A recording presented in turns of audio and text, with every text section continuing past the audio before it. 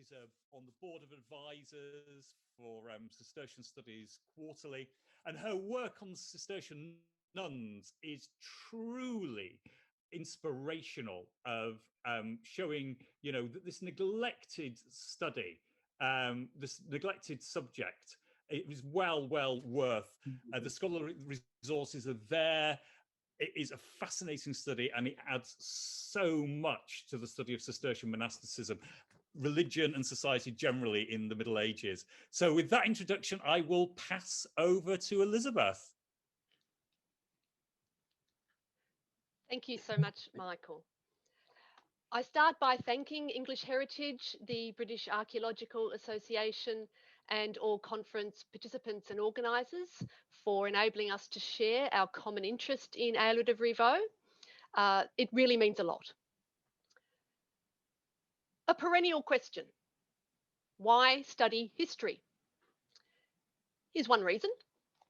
Quote, "It is not unprofitable, my brave men, for you young men to listen to an old man.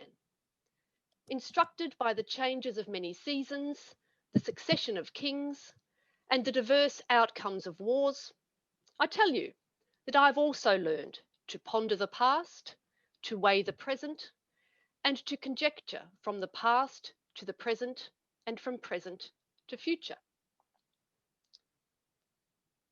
Eilrid of Rievaulx wrote these words in his historical account of the Battle of the Standard. One might describe that battle as one of the many conflicts in the civil war between supporters of Empress Matilda and King Stephen over the English succession, although that's not how Aelred depicts it. For Aelred, the battle was a conflict between David, King of Scots, and his allies on the one hand, and supporters of King Stephen on the other. And for Aelred, it was a conflict over control of the, quote, northern part of England, that is, his home region. The battle had happened in 1138 near Northallerton, north of Rievaulx. In 1138, Aelred had been a simple monk of Rievaulx, yet to be sent as diplomat to Rome representing the Cistercian order, yet to assume his first internal leadership role as novice master, yet to compose his first known written work, The Mirror of Charity. Shall I take your picture off? In 1138, things kept moving. After 1138, conflict and uncertainty did not end. The so-called anarchy was just getting going. The Battle of the Standard attracted the interest of numerous historians in 12th century England. Aelred was one of them. At some unknown date, probably, possibly, in the early 1150s, when peace still had not arrived, Aelred sat down and wrote a history of the battle, an idiosyncratic history covering about 20 modern pages. In Aelred's account of the Battle of the Standard, who speaks these words about being instructed by the succession of kings and the varying outcomes of war, of having learnt to project from the past to the present, from present to future? The words are put in the mouth of Walter Especk, his opening words, in fact, in his pre-battle motivational talk. Walter, of course, was Lord of Helmsley, founder of Rievaulx, and the man credited with igniting Aelred's interest in joining the Rievaulx community in the first place. In Aelred's account of the Battle of the Standard, Walter speaks as the rousing leader of the pro-Stephen forces, who will end out defeating the forces of King David I of Scots and his allegedly unworthy allies. But although Aelred places these words about history in the mouth of this Anglo-Norman layman, Walter Especk, a man who actually was very interested in history, the words are also decidedly Aelred's. We can see from the quote that Aelred knew about medieval theories of good history. He knew that in the 12th century, histories were meant to have a purpose. Later on, in the Battle of the Standard history, Aelred put similar words in the mouth of another participant, Robert de Bruce, as Robert de Bruce reaches across enemy lines and tries to dissuade his old friend David from undertaking military action. Quote, "It is not wise, O king, to look only at the beginning of things, and not also to their end, to neglect the memory of what is past and the thought of the future solely for the sake of the present." Past, present, future. The message is they're all connected. Think about them all. Act with respect to them all. The same logic also appears in Aelred's 3 histories directly addressed to royalty. First, Aelred's lament on the death of King David I of Scots.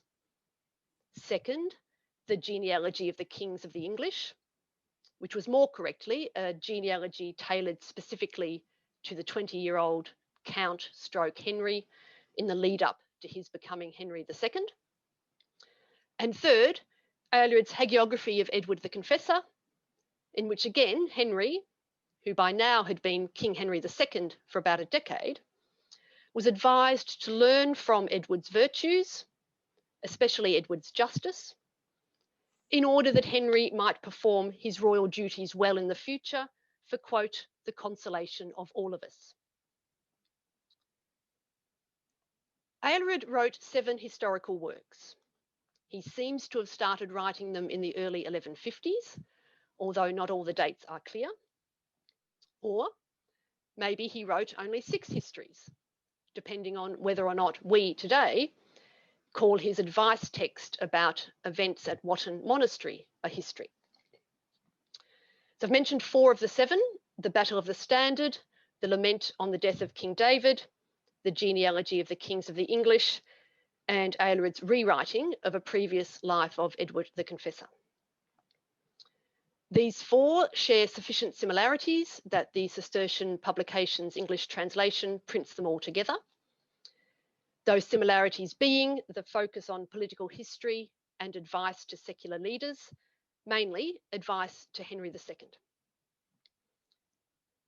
Here we can say that Aelred truly lived up to his birth name, Aelred, noble counsel. Aelred's other 3 historical writings, a hagiography of Ninian, the enigmatic saint from Scotland who had died over half a millennium before Aelred's birth. Also, an account of Hexham Church, which is part history of the foundation and refoundations that the religious community had experienced over the centuries. Also, part an account of miracles that the saints of Hexham had performed in the past, as well as miracles that the Hexham saints were still performing. And part also an account of the specific events at Hexham which had occurred in March 1154, namely the translation of Saints' Relics. And the last work, Aelred wrote a short letter, again focusing on miracles, which starts by mentioning holy women at a nunnery in Bede's day, hundreds of years earlier, before then moving on to events at the same location in the present. That is, Aelred's report on matters that he'd been asked to examine at the Gilbertine Double Monastery of Wotton, dramatic events including a pregnancy, a miraculous delivery of the pregnancy, all intertwined with Aelred's own views on appropriate conduct in a monastery and appropriate leadership by the Father Abbot. Generically, are all these 7 works histories? No, and yes. We have hagiography, genealogy, lament, aspects of the sermon, letter, miracle collection, often all mixed together. That generic flexibility and combination is a hallmark of Aelred's historical writings. We and medieval writers before us have tied ourselves in knots over what did or did not constitute the genre of history in the Middle Ages. Aelred certainly presents all 7 works as accounts of true events from the past. So yes, for me, they are historical writings, History is often characterised by explicit calls for readers to learn from the virtuous and unvirtuous actions of people in the past. Aelred was the first English Cistercian we know of to write histories. Why might he have done so? In 1132, when Rievaulx was founded, what historical interests did the founding French monks bring? Well, the French Cistercians were not writing histories. They wouldn't do so until later in the 12th century, and even then didn't focus on the regional and royal topics that Aelred favoured. On the other hand, between the 1120s and 50s, French Cistercians were writing accounts of their origins in their exordia documents, documents of beginnings.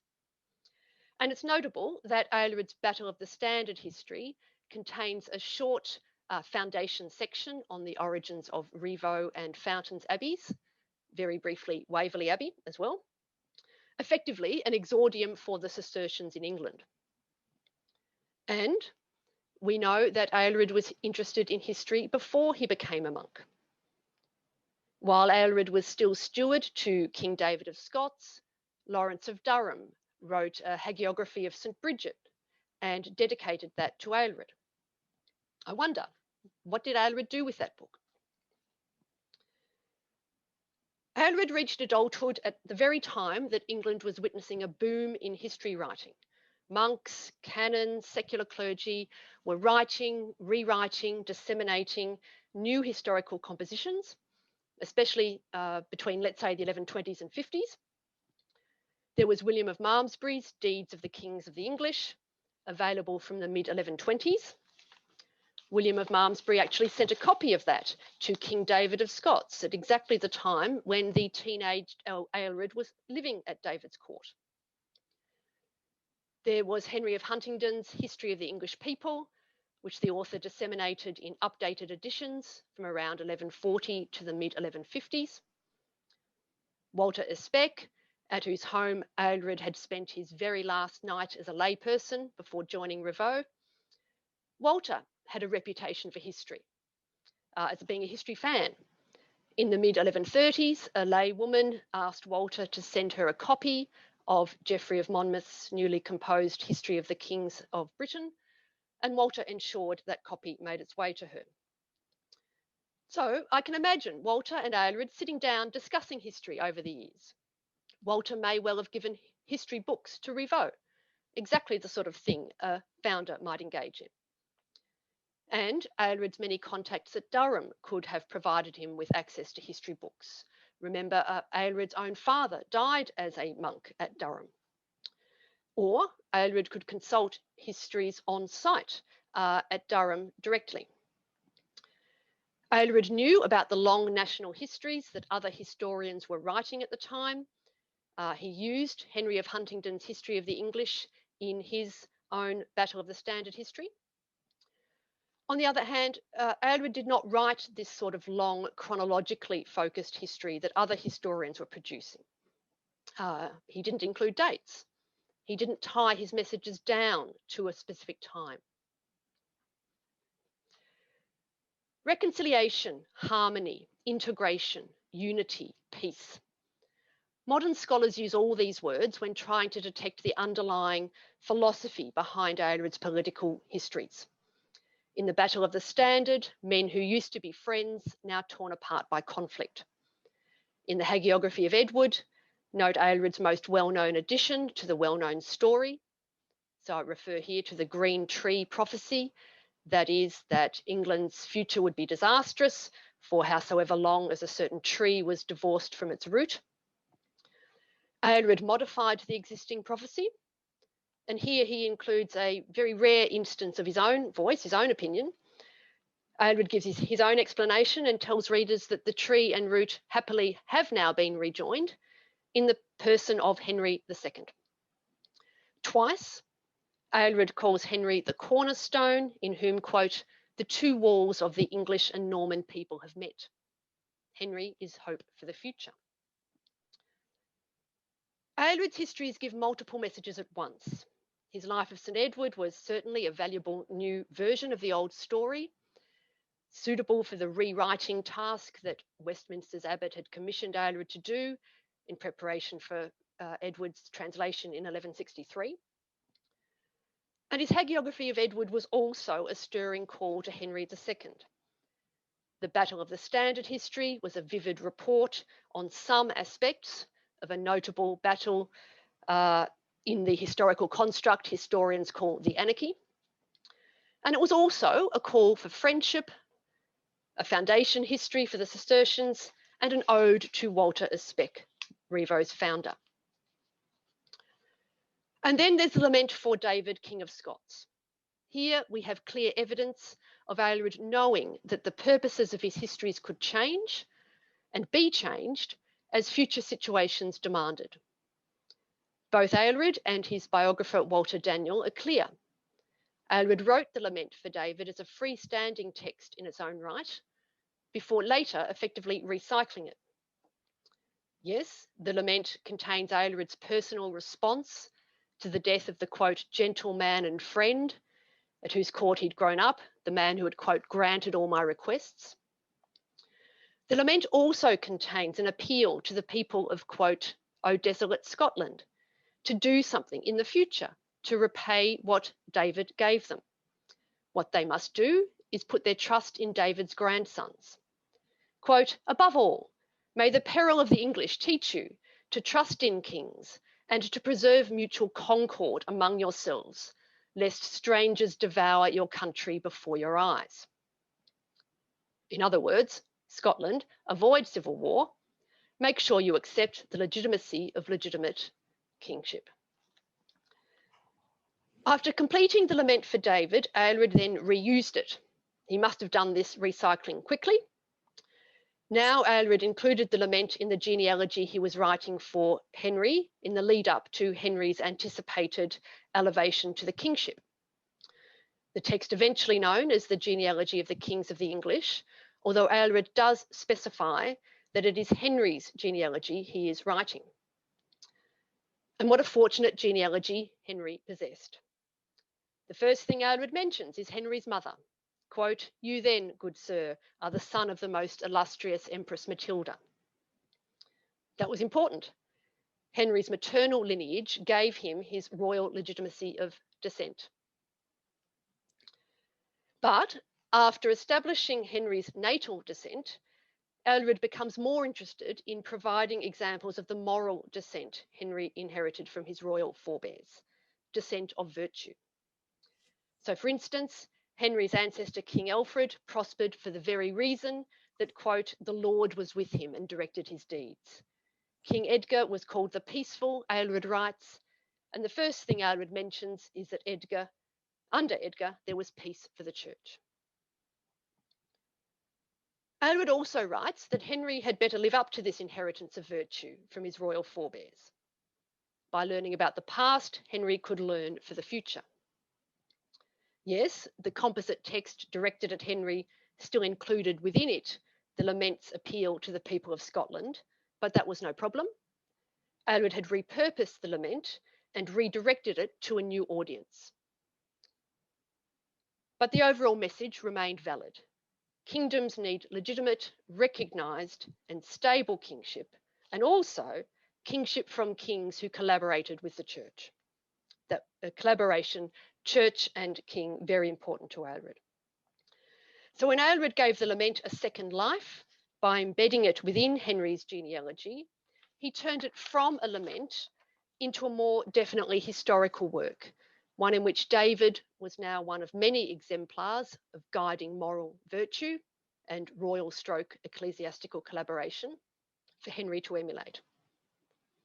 And simply by writing this work of guidance in the first place, Aelred was asserting himself as yet another who had a right to guide the king, another one in this long line of churchmen collaborating with royalty. Final point, a simple point. Aelred was an abbot. And I think this helps us understand the pastoral imperative driving Aelred's history writing. as well as the differences between his histories and those of other 12th century historians. How many other history writers in Aelred's milieu were abbots? None spring to mind. As abbot, Aelred necessarily interacted with the lay world. He knew that monastic and lay interests intersected. As abbot, he acted as shepherd for his monastic community. He wrote sermons, he wrote letters. He guided. Why then should we be surprised that his historical writings are so clearly messages of abbatial pedagogy and hope? Abbatial pedagogy and hope for the future. Why be surprised that they contain elements of sermons and a deep devotion to holy church places? Why be surprised that in his account of the Hexham saints, Aelred invokes his own personal knowledge from his youth to explain how a mix-up occurred in the labelling of relics? And finally, why be surprised that so often his histories counsel lay leaders to seek and maintain peace, especially since for the first 20 years of his monastic life, Aelred had never known a kingdom at peace. Thank you all. It was brilliant. Thank you so much, Elizabeth. And as we did yesterday, we're going to be taking questions at the end. There's a Q&A box. And if you have any questions, be thinking about them and type them in at the end of this session. We've got one more paper in this session to come, which is, sorry, it's a two session morning without a break. Sorry. We've now got on the subject of sainthood, Emilia Jamroziak, who's professor of medieval religious history at the University of Leeds and also a fellow at the Max Weber Keylog in Erfurt. Her first book, published in 2005, was on the pre-1300 history of Revo. And she's published two further monographs on various aspects of Cistercian history elsewhere in various parts of Europe. Her next book will be on Cistercians and the Cult of Saints, appropriately enough, which will be published by Amsterdam University Press late this year. So I'll hand over to Emilia. Thank you. Thank you very much. And thank you very much. I'll just share screen. Okay, now it's asking me a weird question. Who can share? All panelists? Who can start sharing when someone is sharing only host? Okay, let's see. Everyone. Right. Okay. So I hope, yeah. Okay. So thank you very much to the organizers and Michael in particular for the splendid conference that attracted speakers and participants from 3 continents and both hemispheres. And it's a really exceptional opportunity. And even that we are not able to go to Revo, the advantage is of, in a sense, being able to be more open to wider public. So there is a logo here on the first slide because the research about which I'm talking today being funded by Alexander von Humboldt Stiftung. So the Cult of Saints in late medieval Cistercian order. My paper I will speak about Aelred, but I will present it in a much wider context of how Cult of Saints happened, what was its purpose, meaning, understanding in late medieval, so post-1300 Cistercian world. First of all, saints were very, very present in Cistercian culture and in daily experience of being Cistercian monk or nun. They are every day in liturgy. The relative importance of the celebration of saints' feasts in the monastic calendar was reflected in the structure of Cistercian liturgy. It had different grades of celebration. The lowest was commemoration, then commemoration with 1 conventual mass, followed by a high grade of 12 readings with 1 mass. This could be amplified to 12 readings with 2 masses, and finally 12 readings with 2 masses and a festive sermon. So upgrade, so to say, of feast was also a clear indication of the growth of cult within given monastic communities and its significance with liturgy and spiritual life within monastery. Of course, saints were also present in martyrologies and were part of the reading during the mealtime saints' lives. Relics were really important. There's a lot that can be said, but I will summarize it using words of Abbot Heinrich von Kalkar, who was abbot between 1483 and 1499 of Camp Abbey, one of very significant center in Westphalia, Cistercian house. He stated why relics should be displayed and venerated in the Cistercian monasteries, and that now his words in translation. To prove to the world with what diligence one is concerned with the preservation of the holiness, then with the celebration of a festival to confer greater dignity, and finally in memory of the founders of such a treasure.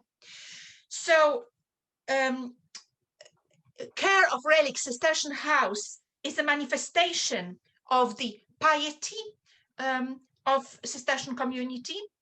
It's linked to the significance of celebration of feast of each saint, and also it's actually linked to the world of you always outside the monastery from which relics came, unless, in actually rare cases, where the saint was a product of Cistercian community. In a late medieval monastic culture, Cistercian culture, Bernard of Clairvaux was really very, very central. I won't have now time to talk about it, but I'm just signaling. And if we think about who was venerated in Cistercian communities as saints, they were both saints who were Cistercians and venerated, but also very large number, of course, other saints who were venerated in Cistercian houses. If we want to get a good glimpse of, really not just glimpse, also quite good overview of cult of saints in Cistercian communities, we need to investigate evidence from the Statute of Narali, so from the record of the General Chapter. And I've done so for the entries from early 13th century. And what we have from that, majority, of course, as we know, saints were venerated only locally. They were not recognized or applied for recognition, rather, to the General Chapter, and that's absolutely fine. They were not in any way illegal. Simply, it was local veneration only. And then there were cults authorized by the General Chapter. And the recognition, and we have to remember that, of course, General Chapter was a reactive body. So they did not go around to investigate what was going on with cult of saints in individual houses. There were applications, mostly by abbots, to recognize the existing cults in their communities officially. So majority of these recognitions were for cults in a single monastery, sometimes within the region of filiation, but they could be also within a specific kingdom or entire order. And in this Statuta entry for 1439, the gathered abbot voiced their concern that many saints in Cistercian communities are not properly venerated and taken care of by the order, and this brings a divine wrath. It's of course time when Cistercian order has a lot of problems. Therefore, the abbots decreed that all the communities across the order must ensure proper veneration of the saints and their relics, present there from the foundation or later, regardless if they were canonized or not, and that names of these saints and their miracles are properly recorded and evoked for intercession. 10 years later, in 1449, the General Chapter voiced another concern in relation to the relics in the possession of the Cistercian communities. that these holy objects should not be, I quote, dragged through the world, end of quote, perhaps implying extensive procession outside the cloister or even fundraising journeys. In further discussion, in 1453, there was further command from the General Chapter forbidding taking reliquaries outside the precinct without the permission of General Chapter. So, of course, we have a concern about the issue of proper caring and harnessing the power of saints for the benefit of individual communities and entire order, but also, of course, upholding proper observance, which is a constant concern throughout the medieval history of the Cistercian order. And if we look who were the saints who were recognized for the veneration, either local or these different stages up to the entire chapter in the Cistercian order, we see, of course, first of all, the early major figure belonging to the Cistercian order who were also formally recognized. So Robert of Molesme, Peter of Tarentaise, William of Bourges. And these, of course, they were venerated across the order.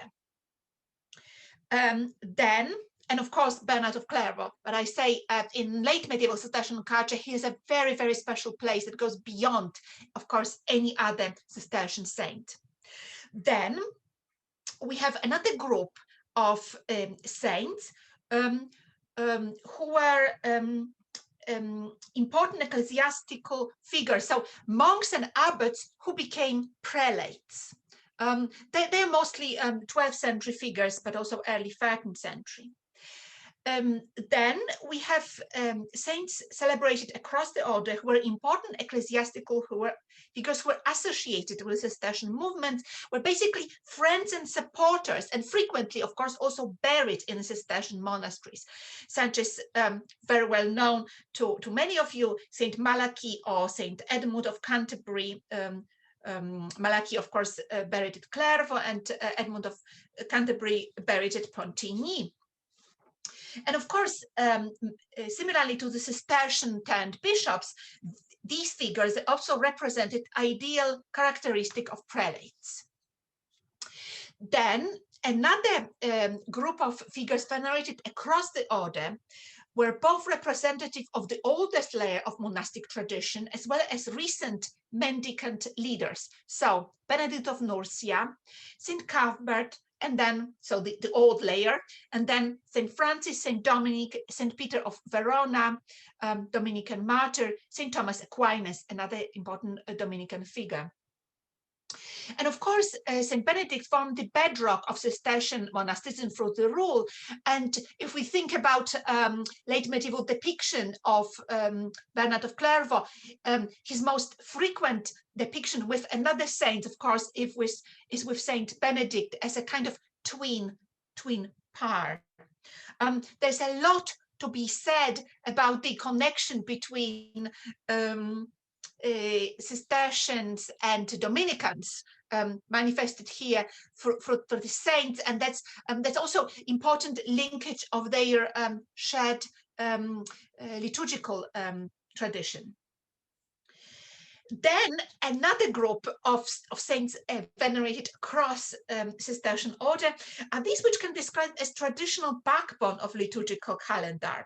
So the core figures of early Christianity and more recent highly popular saints. So this traditional group include Saint Dionysius, Saint Barbara, Saint Margaret, Saint Anne. Well, Saint Anne is really only 14th century saint, really. I mean, in her recognition, popularity. Saint Anthony, Saint Barnabas, Saint Adrian, the doctors of the church, Gregory, Ambrosius, Augustine, and Jerome. But there are also these recent popular saints. Saint Wenceslaus, martyr Duke from 10th century, Saint Thomas Becket, also Saint Elizabeth of Thuringia, so connection to the mendicant world, very obvious there. Saint Louis of France, crusading king of France, who died in 1270, and 11,000 virgins, Saint Ursula, which is another very interesting topic in relation to Cistercian culture. So, within this seemingly diverse collection of saints and Cistercian liturgical calendar, we can observe a number of important features. So this is this number of figures were holy bishops and archbishops. The strength of connection with mendicant world, especially Dominicans. And also significance of monastic tradition. There's a lot, of course, in the calendar that refers to the monastic tradition and the oldest layers of it. But it's important to remember that saints' feasts in the liturgical calendar of Cistercian were accumulated over long period of time, and especially these local saints recognized, about which I didn't really mention. They are very, very diverse group, and it's simply not enough time in 20 minutes to talk about them as well. So in that sense, individual liturgical calendars of each house was very much work in progress. And if you want to know about what happened, for example, in Northern England in later Middle Ages, you need to look at some of the publication of Michael Carter, of course. So saints in Cistercian calendar were a devotional and spiritual resource, a link to tradition, locality, and significant individuals from very deep past and more recent events. And of course, liturgy being a circular process, it means they are always present. And the entries in the Statuta were very brief and very rarely give any direct information concerning the motivation for the application. For example, there are few references to the presence of relics, and here comes Rivo.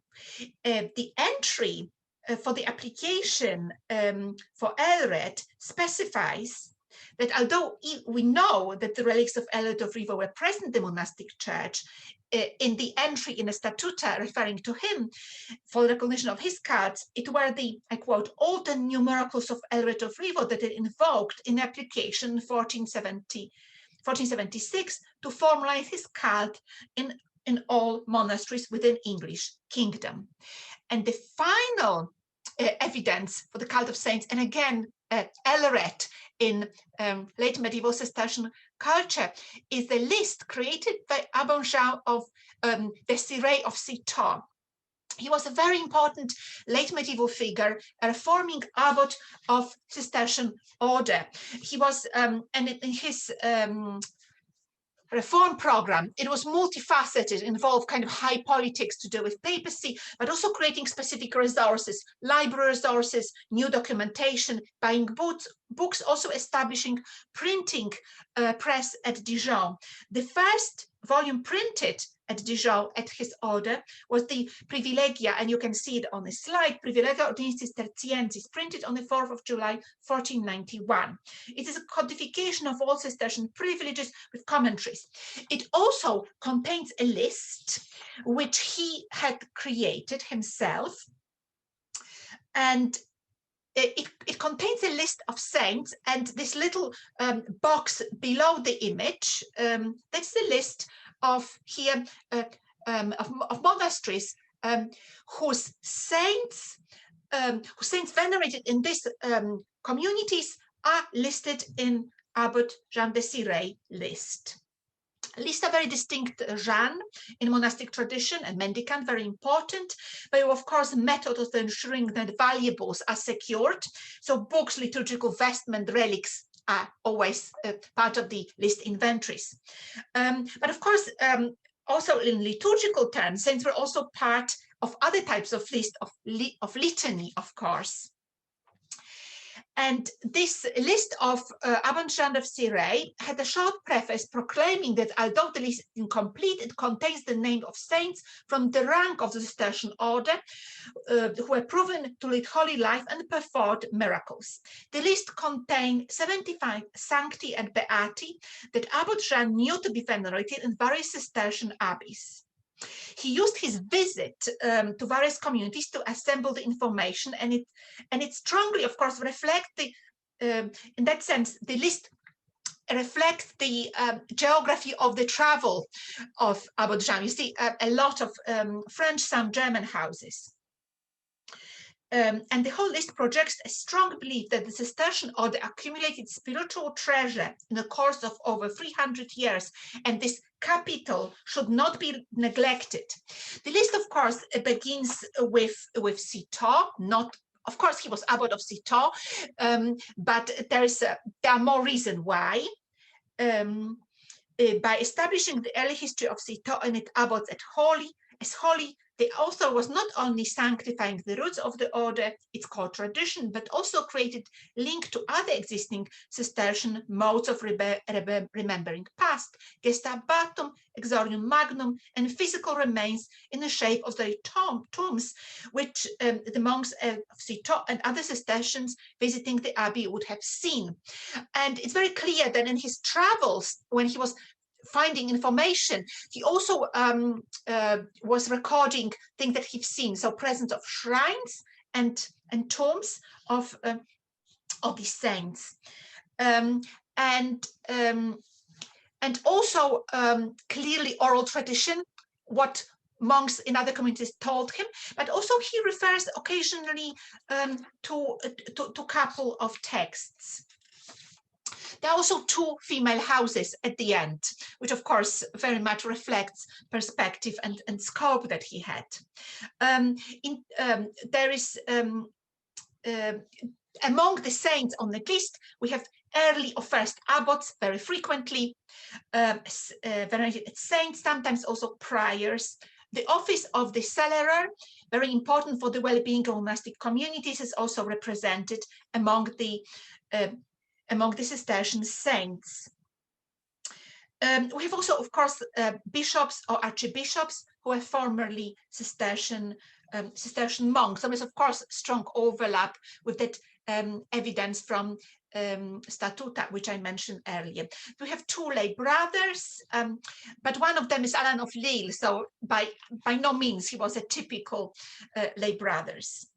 The text ends with a caveat that the list is not complete and there are many other Cistercian saints venerated in various monastic houses, but the production of this brief list is, in the context of much emphasized humility of the author, an attempt to encourage veneration of these figures. Is clearly, this list was created to strengthen the cult and inculcate within the wider Cistercian world, idea that this is important spiritual and actually almost a defense resource.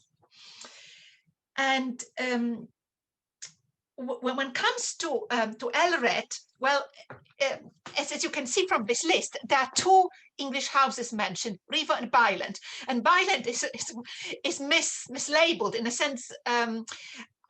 Abbot William of Byland is clearly, I think, the Abbot of Rivo. So, in a sense, Rivo is overrepresented here in this list, which indicates, of course, significance and importance also of Aelred, who is listed here. Emilia, could you wrap up? Yeah, I am, and then now we are at the conclusion. So.